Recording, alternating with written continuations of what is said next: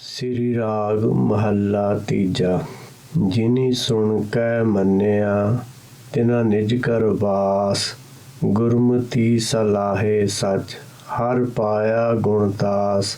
ਸ਼ਬਦ ਰਤੇ ਸੇ ਨਿਰਮਲੇ ਹੋ ਸਦ ਬਲਹਾਰੇ ਜਾਸ।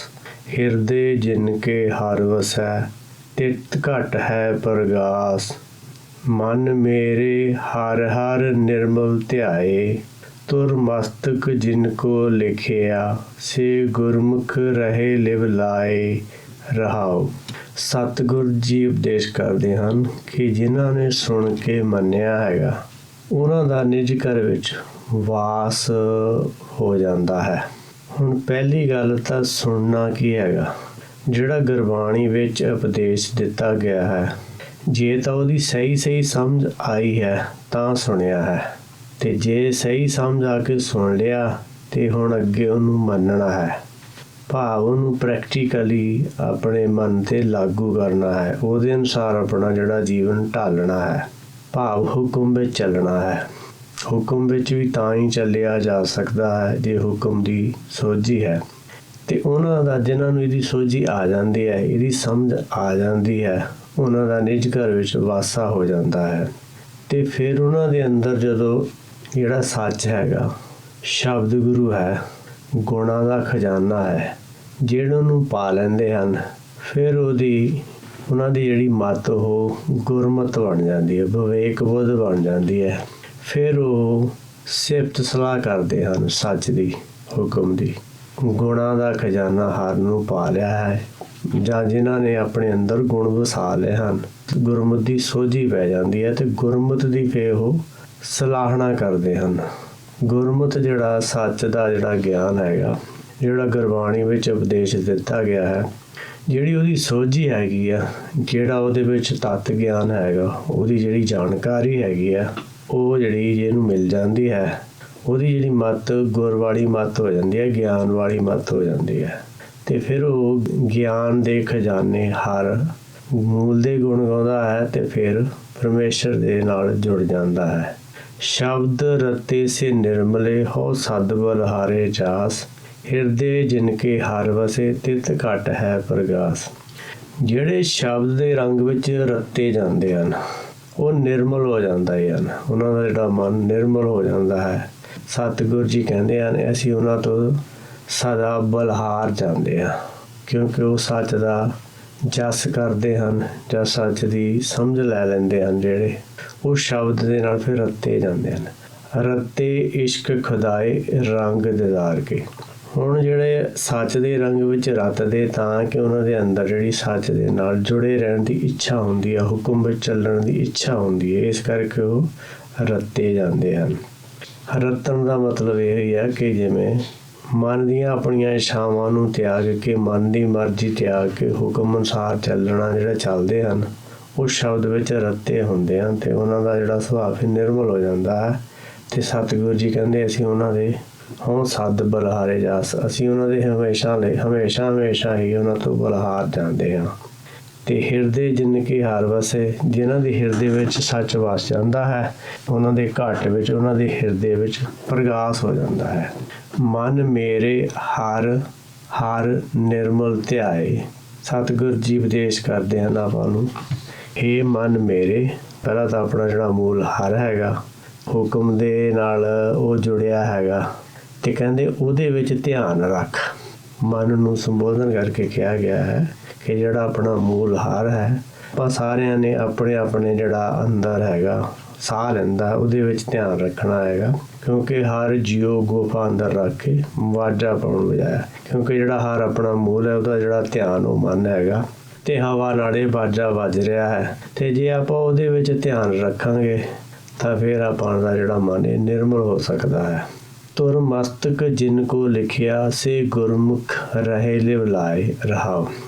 ਹੁਣ ਜਿਨ੍ਹਾਂ ਨੇ ਸ਼ੁਰੂ ਵਿੱਚ ਹੀ ਆਪਣੇ ਹਿਰਦੇ ਵਿੱਚ ਜਾਂ ਪਿੱਛੋਂ ਹੀ ਇਹ ਫੈਸਲਾ ਕਰਕੇ ਆਉਂਦੇ ਹਨ, ਜਦੋਂ ਜਨਮ ਲੈਣ ਤੋਂ ਪਹਿਲਾਂ, ਕਿ ਆਪਾਂ ਜਿਹੜਾ ਸੱਚ ਦਾ ਗਿਆਨ ਲੈਣਾ ਹੈਗਾ। ਕਿਉਂਕਿ ਜਿਹੜਾ ਆਪਣਾ ਮੂਲ ਹੈ, ਉਹਦਾ ਜਿਹੜਾ ਧਿਆਨ ਹੈਗਾ ਉਹ ਹੈ ਸਰੀਰ ਨਾਲ ਜੁੜਿਆ ਹੈ, ਤੇ ਸਰੀਰ ਨਾਲ ਜੁੜ ਕੇ ਉਹਨੇ ਗਿਆਨ ਲੈਣਾ ਹੈ। ਜਿਹਨੇ ਜਿਹੜਾ ਇਹ ਡਿਸਾਈਡ ਕਰ ਲੈਂਦਾ ਹੈ ਆਪਣੇ ਹਿਰਦੇ ਵਿੱਚ ਇਹ ਲਿਖ ਲੈਂਦਾ ਹੈ ਕਿ ਮੈਂ ਸੱਚ ਦਾ ਗਿਆਨ ਲੈਣਾ ਹੈ, ਤੇ ਉਹ ਗਿਆਨ ਲੈ ਲੈਂਦਾ ਹੈ, ਤੇ ਉਹ ਫਿਰ ਗੁਰਮੁਖ ਬਣ ਜਾਂਦਾ ਹੈ, ਤੇ ਉਹ ਫਿਰ ਲਿਵ ਲਾ ਕੇ ਰੱਖਦਾ ਹੈ ਸੱਚ ਦੇ ਨਾਲ, ਭਾਵ ਹੁਕਮ ਵਿੱਚ ਚੱਲਦਾ ਹੈ। ਰਹਾਓ। ਹਰ ਸੰਤੋ ਦੇਖੋ ਨਦਰ ਕਰ, ਨਿਕਟ ਵਸੈ ਭਰਪੂਰ, ਗੁਰਮਤੀ ਜਿਨੀ ਪਛਾਣਿਆ, ਸੇ ਦੇਖੇ ਸਦਾ ਹਦੂਰ, ਜਿਨ ਗੁਣ ਤਿਨ ਸਦ ਮਨ ਵਸੇ, ਔਗੁਣਵੰਤਿਆਂ ਦੂਰ, ਮਨਮੁਖ ਗੁਣ ਤੇ ਬਾਹਰੇ, ਬਿਨ ਨਾਵੈ ਮਰਦੇ ਝੂਰ। ਸਤਿਗੁਰ ਜੀ ਉਪਦੇਸ਼ ਕਰਦੇ ਹਨ, ਜਿਨ੍ਹਾਂ ਤੇ ਨਜ਼ਰ ਹੁੰਦੀ ਹੈ ਉਹ ਹਰ ਦੇ ਸੰਤ ਬਣ ਜਾਂਦੇ ਹਨ।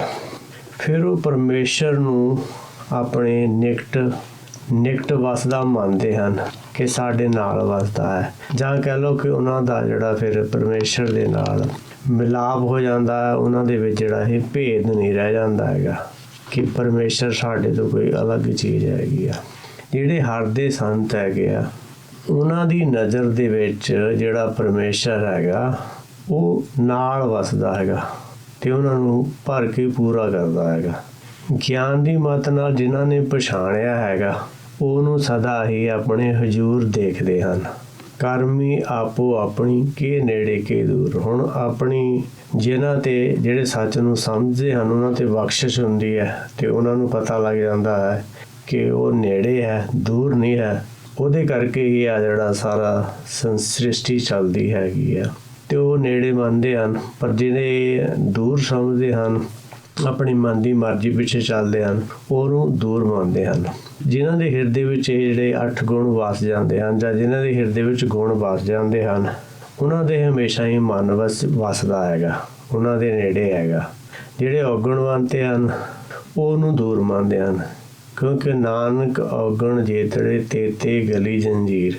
ਜਿਹੜੇ ਔਗਣ ਆ, ਜਿਹੜੀ ਮਨ ਦੀ ਮਰਜ਼ੀ ਆ, ਉਹ ਸਾਰੀਆਂ ਹੀ ਮਰਜ਼ੀਆਂ ਜਿਹੜੀਆਂ ਹੈਗੀਆਂ ਉਹ ਗਲੇ ਵਿੱਚ ਜੰਜੀਰਾਂ ਹਨ। ਇਸ ਕਰਕੇ ਔਗੁਣਵੰਤਿਆਂ ਲਈ ਉਹ ਦੂਰ ਹੈਗਾ, ਪਰ ਜਿਨ੍ਹਾਂ ਦੇ ਅੰਦਰ ਗੁਣ ਵਸ ਜਾਂਦੇ ਹਨ ਉਹਨਾਂ ਦੇ ਉਹ ਨੇੜੇ ਹੈਗਾ। ਜਿਹੜੇ ਮਨਮੁਖ ਹੈਗੇ, ਕਿਉਂਕਿ ਉਹਨਾਂ ਦੇ ਅੰਦਰ ਗੁਣ ਨਹੀਂ ਵਸਦੇ, ਉਹ ਸੱਚ ਦੇ ਗਿਆਨ ਨੂੰ ਲੈਂਦੇ ਨਹੀਂ ਹੈਗੇ, ਸੱਚ ਨੂੰ ਅੰਦਰ ਹਿਰਦੇ ਵਿੱਚ ਵਸਾਉਂਦੇ ਨਹੀਂ ਹਨ, ਤੇ ਗੁਣਾਂ ਤੋਂ ਬਾਹਰ ਹੋਣ ਕਰਕੇ ਬਿਨ ਨਾਵੇ ਮਰਦੇ ਝੂਰ, ਹੁਕਮ ਨੂੰ ਨਾ ਬੁੱਝਣ ਕਰਕੇ ਆਪਣੀ ਮਨ ਦੀ ਮਰਜ਼ੀ ਪਿੱਛੇ ਚੱਲਦੇ ਹਨ ਤੇ ਜੰਮਣ ਮਰਨ ਦੇ ਚੱਕਰ ਵਿੱਚ ਪਏ ਰਹਿੰਦੇ ਹਨ। ਉਹਨਾਂ ਨੂੰ ਝੋਰਾ ਲੱਗਿਆ ਰਹਿੰਦਾ ਹੈ ਜਨਮ ਮਰਨ ਦਾ। ਜਿਨ ਸ਼ਬਦ ਗੁਰੂ ਸੁਣ ਮੰਨਿਆ, ਤਿਨ ਮਨ ਤਨ ਧਿਆਇਆ ਹਰ ਸੋਏ, ਆਨੰਦਨ ਭਗਤੀ ਰਤਿਆ, ਮਨ ਤਨ ਨਿਰਮਲ ਹੋਏ, ਕੂੜਾ ਰੰਗ ਕੁਸੰਭ ਕਾ, ਬਿਨਸ ਜਾਏ ਦੁਖ ਰੋਏ, ਜਿਸ ਅੰਦਰ ਨਾਮ ਪ੍ਰਗਾਸ ਹੈ, ਉਹ ਸਦਾ ਸਦਾ ਥਿਰ ਹੋਏ।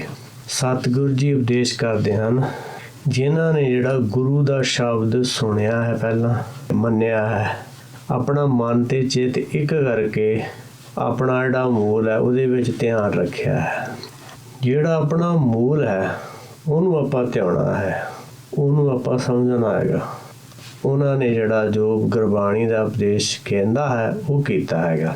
ਫਿਰ ਉਹ ਅੰਦਨ ਭਗਤੀ ਵਿੱਚ ਰਤੇ ਰਹਿੰਦੇ ਹਨ, ਭਾਵ ਗੁਰਬਾਣੀ ਦੇ ਉਪਦੇਸ਼ ਨੂੰ ਸਮਝਦੇ ਰਹਿੰਦੇ ਹਨ, ਗੁਰਬਾਣੀ ਦੇ ਸ਼ਬਦ ਦੀ ਵਿਚਾਰ ਕਰਦੇ ਰਹਿੰਦੇ ਹਨ। ਇਸ ਤਰ੍ਹਾਂ ਉਹਨਾਂ ਦਾ ਮਨ ਤਨ ਨਿਰਮਲ ਹੋਏ, ਉਹਨਾਂ ਦਾ ਮਨ ਤੇ ਚਿੱਤ ਜਿਹੜਾ ਉਹ ਨਿਰਮਲ ਹੋ ਜਾਂਦਾ ਹੈਗਾ।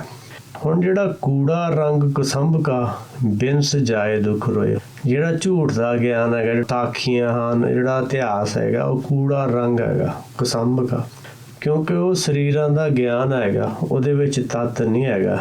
ਤੇ ਜਿਹੜਾ ਉਹਨੂੰ ਸਮਝਦੇ ਰਹਿੰਦੇ ਆ ਜਾਂ ਹੋਰ ਮਾਇਆ ਦੇ ਗਿਆਨ ਦੇ ਪਿੱਛੇ ਲੱਗੇ ਹੋਏ ਹਨ, ਹੁਣ ਉਹ ਜਿਹੜਾ ਝੂਠ ਦਾ ਰੰਗ ਹੈਗਾ ਉਹ ਕੁਸੁੰਭ ਦੇ ਰੰਗ ਵਰਗਾ ਹੈਗਾ। ਜਿਵੇਂ ਕੁਸੁੰਭ ਦਾ ਫੁੱਲ ਜਿਹੜਾ ਹੁੰਦਾ ਉਹਦਾ ਰੰਗ ਕੱਚਾ ਹੁੰਦਾ ਹੈ, ਇਸੇ ਤਰ੍ਹਾਂ ਜਿਹੜਾ ਸਰੀਰਾਂ ਦਾ ਗਿਆਨ ਹੈਗਾ ਉਹ ਕੱਚਾ ਹੈਗਾ, ਉਹ ਅਖੀਰ ਵਿੱਚ ਨਾਲ ਜਾਣ ਵਾਲਾ ਨਹੀਂ, ਇਸ ਕਰਕੇ ਉਹਨਾਂ ਨੂੰ ਅਖੀਰ ਵਿੱਚ ਰੋਣਾ ਪੈਂਦਾ ਹੈ।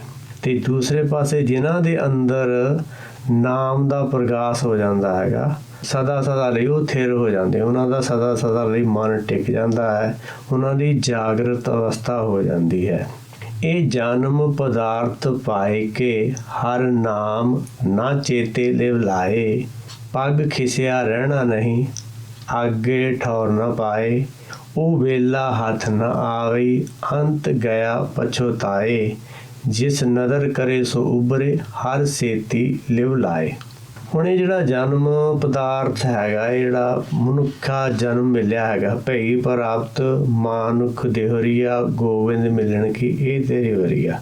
ਜਦੋਂ ਆਪਾਂ ਨੂੰ ਸਰੀਰ ਮਿਲਦਾ ਹੈ ਤਾਂ ਸਰੀਰ ਦੇ ਨਾਲ ਆਪਾਂ ਨੂੰ ਗਿਆਨ ਇੰਦਰੀ ਜਿਹੜੇ ਮਿਲੇ ਹੈ, ਉਹ ਗਿਆਨ ਇੰਦਰੀਆਂ ਨੂੰ ਜਿਹੜਾ ਆਪਣਾ ਮੂਲ ਵਰਤ ਕੇ ਉਹਨੇ ਗਿਆਨ ਲੈਣਾ ਹੈਗਾ। ਤੇ ਇਹ ਜਿਹੜਾ ਜਨਮ ਪਦਾਰਥ ਹੈਗਾ ਇਹ ਦੁਰਲਭ ਦੇਹ ਹੈਗੀ ਆ। ਹੁਣ ਇਹ ਜੇ ਦੁਰਲਭ ਦੇਹ ਨੂੰ ਜੇ ਆਪਾਂ ਲੈ ਕੇ ਆਪਾਂ ਜਿਹੜੇ ਕੰਮ ਕਰਨ ਆਏ ਉਹ ਨਹੀਂ ਕਰਦੇ ਤਾਂ ਫਿਰ ਆਖਰ ਵਿੱਚ ਕਹਿੰਦੇ ਹੈਗੇ ਆ ਕਿ ਜਮ ਕਾ ਡੰਡ ਮੂੰਡ ਮੇ ਲੱਗਾ। ਤੇ ਫਿਰ ਜਦੋਂ ਜਮ ਦਾ ਡੰਡਾ ਲੱਗਦਾ ਹੈਗਾ ਤਾਂ ਫਿਰ ਪਛਤਾਉਂਦਾ ਹੈਗਾ, ਪਰ ਉਦੋਂ ਪਛਤਾਇਆ ਕੁਛ ਨਹੀਂ ਹੁੰਦਾ। ਹੁਣ ਇਹ ਜਨਮ ਪਦਾਰਥ ਪਾਏ ਕਿ ਹਰ ਨਾਮ ਨਾ ਚੇਤੇ ਲਿਵ ਲਾਏ, ਪੱਗ ਖਿਸਿਆ ਰਹਿਣਾ ਨਹੀਂ ਅੱਗੇ ਠੌਰ ਨਾ ਪਾਏ। ਕਹਿੰਦੇ ਇਹ ਜਨਮ ਪਦਾਰਥ ਨੂੰ ਪਾ ਕੇ ਜਿਹੜਾ ਮਨੁੱਖਾ ਸਰੀਰ ਨੂੰ ਲਿਆ ਹੈ ਜਿਸ ਕੰਮ ਲਈ, ਪ੍ਰਾਣੀ ਤੂੰ ਆਇਆ ਲਾਹਾ ਲੈਣ ਲੱਗਿਆ ਕਿਤਕ ਫੱਕੜੀ। ਹੁਣ ਲਾਹਾ ਲੈਣ ਆਇਆ, ਲਾਹਾ ਲੈਣ ਦੀ ਬਜਾਏ ਮਾਇਆ ਦੇ ਰਸਾਂ ਕਸਾਂ ਵਿੱਚ ਫਸ ਗਿਆ ਹੈਗਾ। ਤੇ ਜਿਹੜਾ ਇਹ ਜਨਮ ਪਦਾਰਥ ਨੂੰ ਪਾ ਕੇ ਹਰ ਨਾਮ ਨੂੰ ਨਹੀਂ ਚੇਤਦਾ, ਲਿਵ ਲਾ ਕੇ ਉਹਦਾ ਜਿਹੜਾ ਕਹਿੰਦੇ ਜਦੋਂ ਉਹਦਾ ਆਖਰੀ ਸਮਾਂ ਆ ਜਾਣਾ, ਉਹਦਾ ਪੱਗ ਖਿਸਿਆ। ਹੁਣ ਇੱਕ ਦਿਨ ਤੋਂ ਪੱਗ ਤਾਂ ਖਿਸਣਾ ਹੀ, ਇਹ ਤੋਂ ਸਰੀਰ ਤਾਂ ਛੱਡਣਾ ਹੀ ਪੈਣਾ ਹੈ, ਕਿਉਂਕਿ ਇੱਥੇ ਸਦਾ ਲਈ ਰਹਿਣਾ ਨਹੀਂ ਹੈ। ਤੇ ਅੱਗੇ ਉਹਨੂੰ ਫਿਰ ਠੌਰ ਨਹੀਂ ਮਿਲਣੀ ਹੈਗੀ ਆ। ਠੌਰ ਉਹਨੂੰ ਮਿਲਦੀ ਹੈਗੀ ਆ ਜਿਹਨੇ ਸੱਚ ਦਾ ਗਿਆਨ ਲਿਆ ਹੈ, ਜਿਹਨੇ ਸੱਚ ਨੂੰ ਸਮਝਿਆ ਹੈ। ਇਸ ਕਰਕੇ ਜਿਹੜਾ ਇਹ ਸਰੀਰ ਮਨੁੱਖਾ ਸਰੀਰ ਜਿਹੜੀ ਮਨੁੱਖਾ ਦੇਹ ਨੂੰ ਲੈ ਕੇ ਹਰ ਨਾਮ ਨੂੰ ਚੇਤਦੇ ਨਹੀਂ ਹੈ, ਹਰ ਨਾਮ ਨੂੰ ਸਮਝਦੇ ਨਹੀਂ ਹੈਗੇ ਆਪਣਾ ਮਨ ਚਿੱਤ ਇੱਕ ਕਰਕੇ। ਉਹਨਾਂ ਦਾ ਫਿਰ ਆਖਰੀ ਸਮਾਂ ਜਦੋਂ ਹੁੰਦਾ ਹੈ, ਜਦੋਂ ਵੀ ਉਹ ਸਰੀਰ ਛੱਡਦੇ ਹਨ ਤੇ ਉਹਨਾਂ ਦਾ ਜਿਹੜਾ ਪੱਗ ਇੱਥੋਂ ਜਦੋਂ ਖਿਸਕ ਜਾਂਦਾ ਹੈ, ਭਾਵ ਇੱਥੋਂ ਸਰੀਰ ਛੱਡ ਜਾਂਦੇ ਹਨ, ਕਿਉਂਕਿ ਇੱਥੇ ਸਦਾ ਲਈ ਰਹਿਣਾ ਨਹੀਂ ਹੈ। ਫਿਰ ਅੱਗੇ ਉਹਨਾਂ ਨੂੰ ਠੌਰ ਨਹੀਂ ਮਿਲਦੀ। ਇਸ ਗੱਲ ਤੇ ਪਛਤਾਵਾ ਹੁੰਦਾ ਹੈ। ਅਖੀਰ ਦੇ ਸਮੇਂ ਤੇ ਉਹ ਪਛਤਾਉਂਦੇ ਹਨ, ਕਿਉਂਕਿ ਫਿਰ ਉਹ ਵੇਲਾ ਜਿਹੜਾ ਹੁਣ ਆਪਾਂ ਨੂੰ ਸਮਾਂ ਮਿਲਿਆ ਉਹ ਹੱਥ ਆਉਣ ਵਾਲਾ ਨਹੀਂ ਹੈਗਾ। ਹੁਣ ਸਮਾਂ ਹੈਗਾ ਜੇ ਆਪਾਂ ਸੱਚ ਨੂੰ ਸਮਝਣਾ ਚਾਹੀਦਾ ਸਮਝ ਸਕਦੇ ਹਾਂ, ਪਰ ਜੇ ਹੁਣ ਉਸ ਸਮੇਂ ਨੂੰ ਆਪਾਂ ਮਾਇਆ ਦੇ ਕੰਮਾਂ ਵਿੱਚ ਲਾਈ ਜਾਂਦੇ ਆ ਤਾਂ ਫਿਰ ਜਿਹੜਾ ਅਖੀਰ ਵਿੱਚ ਪਛਤਾਉਣਾ ਪਵੇਗਾ। ਜਿਸ ਨਦਰ ਕਰੇ ਸੋ ਉਭਰੇ ਹਰ ਛੇਤੀ ਲਿਵ ਲਾਏ। ਹੁਣ ਜਿਹੜਾ ਆਪਣੇ ਕੰਮ ਲਈ ਆਇਆ ਹੈ ਉਸ ਕੰਮ ਨੂੰ ਕਰਦਾ ਹੈ, ਉਹਦੇ ਤੇ ਪਰਮੇਸ਼ਰ ਦੀ ਨਜ਼ਰ ਹੁੰਦੀ ਹੈ, ਕਿਉਂਕਿ ਪਰਮੇਸ਼ਰ ਨੇ ਸ੍ਰਿਸ਼ਟੀ ਇਸ ਕਰਕੇ ਬਣਾਈ ਹੈਗੀ ਆ ਜੀਵਾਂ ਨੂੰ ਅੱਗੇ ਤੋਂ ਅੱਗੇ ਗਿਆਨ ਦੇਣ ਦੇ ਲਈ। ਹੁਣ ਜੇ ਤੇ ਨਜ਼ਰ ਕਰਦਾ ਹੈ ਉਹ ਵਰਤ ਜਾਂਦੇ ਹਨ ਹਰ ਛੇਤੀ ਲਿਵ ਲਾਏ। ਉਹ ਸੱਚ ਦੇ ਨਾਲ ਆਪਣੀ ਲਿਵ ਲਾ ਕੇ ਹੁਕਮ ਦੇ ਨਾਲ ਜੁੜ ਕੇ ਇੱਥੋਂ ਤਰ ਜਾਂਦੇ ਹਨ। ਮਨੁੱਖਾ ਸਰੀਰ ਜਿਹੜੀ ਦੇਹੀ ਲੈ ਕੇ ਜਿਹੜੇ ਕੰਮ ਕਰਨ ਆਏ ਹਨ ਉਹ ਕੰਮ ਕਰਕੇ ਚਲੇ ਜਾਂਦੇ ਹਨ।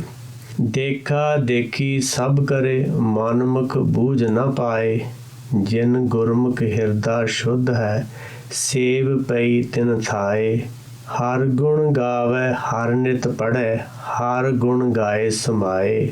ਨਾਨਕ ਤਿਨ ਕੀ ਬਾਣੀ ਸਦਾ ਸੱਚ ਹੈ, ਜੇ ਨਾਮ ਰਹੇ ਲਿਵ ਲਾਏ। ਸਤਿਗੁਰ ਜੀ ਉਪਦੇਸ਼ ਕਰਦੇ ਹਨ ਕਿ ਜਿਹੜਾ ਜੋ ਦੇਖਾ ਦੇਖੀ ਸਭ ਕਰੇ। ਹੁਣ ਜਿਹੜੇ ਸਾਰੇ ਹੀ ਹੋਰ ਜਿੰਨੇ ਵੀ ਜੀਵ ਇਸ ਸੰਸਾਰ ਵਿੱਚ ਜੀਵ ਆਤਮਾਵਾਂ ਜਿਹੜੀਆਂ ਆਈਆਂ ਹਨ, ਉਹ ਜੋ ਦੂਸਰੇ ਕਰਦੇ ਹਨ ਉਹ ਦੇਖਾ ਦੇਖੀ ਕਰਕੇ ਉਹ ਵੀ ਉਹੀ ਕੰਮ ਕਰਨ ਲੱਗ ਜਾਂਦੇ ਹਨ। ਮਨਮੁਖ ਹੋਣ ਕਰਕੇ ਉਹ ਫਿਰ ਇਸ ਚੀਜ਼ ਨੂੰ ਬੁੱਝਦੇ ਨਹੀਂ ਵੀ ਆਪਾਂ ਕੰਮ ਕਿਹੜੇ ਕਰਨ ਆਏ ਆ। ਕਿਉਂਕਿ ਇਸ ਸੰਸਾਰ ਵਿੱਚ ਜਦੋਂ ਜੀਵ ਪੈਦਾ ਹੁੰਦਾ ਹੈ, ਜਦੋਂ ਕੋਈ ਜਨਮ ਲੈਂਦਾ ਹੈ, ਪਰ ਉਹਦੇ ਜੋ ਪੇਰੈਂਟਸ ਕਰਦੇ ਹਨ, ਜੋ ਆਲੇ ਦੁਆਲੇ ਵਾਲੇ ਕਰਦੇ ਹਨ, ਉਹ ਪਹਿਲਾਂ ਤਾਂ ਉਹੀ ਕਰਦਾ ਹੈਗਾ।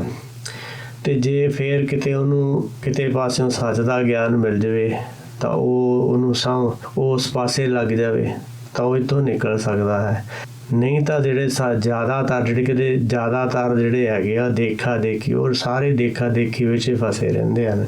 ਤੇ ਇਹ ਜਿਹੜਾ ਮਨਮੁਖ ਜਿਹੜਾ ਹੈਗਾ ਉਹ ਦੇਖਾ ਦੇਖੀ ਵਿੱਚ ਲੱਗਿਆ ਰਹਿੰਦਾ ਹੈ ਤੇ ਸੱਚ ਨੂੰ ਬੁੱਝਣ ਦਾ ਯਤਨ ਨਹੀਂ ਕਰਦਾ ਹੈਗਾ ਜਾਂ ਸੱਚ ਨੂੰ ਨਹੀਂ ਬੁੱਝਦਾ। ਜਿਨ ਗੁਰਮੁਖ ਹਿਰਦਾ, ਹੁਣ ਜਿਹੜੇ ਗੁਰਮੁਖ ਹੁੰਦੇ ਹਨ ਉਹਨਾਂ ਦਾ ਹਿਰਦਾ ਸ਼ੁੱਧ ਹੁੰਦਾ ਹੈ ਤੇ ਉਹਨਾਂ ਦੀ ਜਿਹੜੀ ਸੇਵਾ ਕੀਤੀ ਹੈਗੀ ਆ ਉਹ ਥਾਏ ਪੈਂਦੀ ਹੈ। ਸੇਵਾ ਕਿਹੜੀ ਕਰਨੀ ਹੈ? ਗੁਰੂ ਕੀ ਸੇਵਾ ਸ਼ਬਦ ਵਿਚਾਰ ਹਉਮੈ ਮਾਰੇ ਕਰਨੀ ਸਾਰ। ਹੁਣ ਜਿਹੜੀ ਗੁਰ ਕੀ ਸੇਵਾ ਕਹਿ ਲਓ, ਹਰ ਕੀ ਸੇਵਾ ਕਹਿ ਲਓ, ਉਹ ਕਰਦੇ ਹਨ ਤੇ ਉਹਨਾਂ ਦੀ ਜਿਹੜੀ ਸੇਵਾ ਥਾਏ ਪੈਂਦੀ ਹੈ। ਬਾਕੀ ਜਿਹੜੀ ਸਰੀਰ ਨਾਲ ਆਪਾਂ ਸੇਵਾਵਾਂ ਕਰਦੇ ਹਨ, ਕੋਈ ਬਰਤਨ ਧੋਂਦਾ ਹੈ, ਕੋਈ ਜੋੜੇ ਝਾੜਦਾ ਹੈ, ਕੋਈ ਲੰਗਰ ਕਰਾਉਂਦਾ ਹੈ, ਉਹ ਜਿਹੜੀਆਂ ਸਾਰੀਆਂ ਸੇਵਾਵਾਂ ਹਨ ਉਹਨਾਂ ਸਾਰੀਆਂ ਤੋਂ ਜਿਹੜੀ ਉੱਤਮ ਸੇਵਾ ਹੈਗੀ ਉਹ ਜਿਹੜੀ ਆ ਸ਼ਬਦ ਦੀ ਵਿਚਾਰ ਕਰਨੀ ਹੈਗੀ ਆ, ਉਹਦੇ ਵਿੱਚੋਂ ਗਿਆਨ ਮਿਲਦਾ ਹੈ, ਉਹ ਹੀ ਗਿਆਨ ਨਾਲ ਜਾਂਦਾ ਹੈਗਾ। ਹਰ ਗੁਣ ਗਾਵੇ ਹਰ ਨਿਤ ਪੜ੍ਹੇ, ਹਰ ਗੁਣ ਗਾਏ ਸਮਾਏ। ਕਹਿੰਦੇ ਉਹ ਹਰ ਦੇ ਗੁਣ ਗਾਉਂਦੇ ਹਨ ਤੇ ਹਰ ਨੂੰ ਹੀ ਨਿਤ ਪੜ੍ਹਦੇ ਆ ਤੇ ਹਰ ਦੇ ਗੁਣ ਗਾ ਕੇ ਉਹਦੇ ਵਿੱਚ ਗੁਣਾਂ ਵਿੱਚ ਸਮਾ ਜਾਂਦੇ ਹਨ। ਕਿਉਂਕਿ ਜਿਹੜਾ ਗੁਣਾਂ ਦਾ ਗਿਆਨ ਲੈਣਾ ਹੈ, ਪਹਿਲਾਂ ਤਾਂ ਗੁਣਾਂ ਦਾ ਆਪਾਂ ਨੂੰ ਗਿਆਨ ਹੁੰਦਾ ਵੀ ਇਹ ਗੁਣ ਚੰਗਾ ਹੈਗਾ, ਤੇ ਉਹ ਚੰਗੇ ਗੁਣ ਨੂੰ ਜੇ ਆਪਾਂ ਹਿਰਦੇ ਵਿੱਚ ਵਸਾ ਲਈਏ ਤਾਂ ਫਿਰ ਉਹ ਗੁਣ ਬਣ ਜਾਂਦਾ ਹੈ। ਜਿਹੜਾ ਚੰਗੇ ਗੁਣ ਦਾ ਗਿਆਨ ਹੈ ਉਹ ਆਪਣੇ ਹਿਰਦੇ ਵਿੱਚ ਵਸਾ ਲਈਏ ਤਾਂ ਉਹ ਫਿਰ ਗੁਣ ਬਣ ਜਾਂਦਾ ਹੈ। ਜਿਵੇਂ ਓਂਕਾਰ ਸਤਿਨਾਮ ਕਰਤਾ ਪੁਰਖ ਨਿਰਭਉ ਨਿਰਵੈਰ ਅਕਾਲ ਮੂਰਤ ਅਜੂਨੀ ਸਵੈ ਭੰਗ ਗੁਰ ਪ੍ਰਸਾਦ।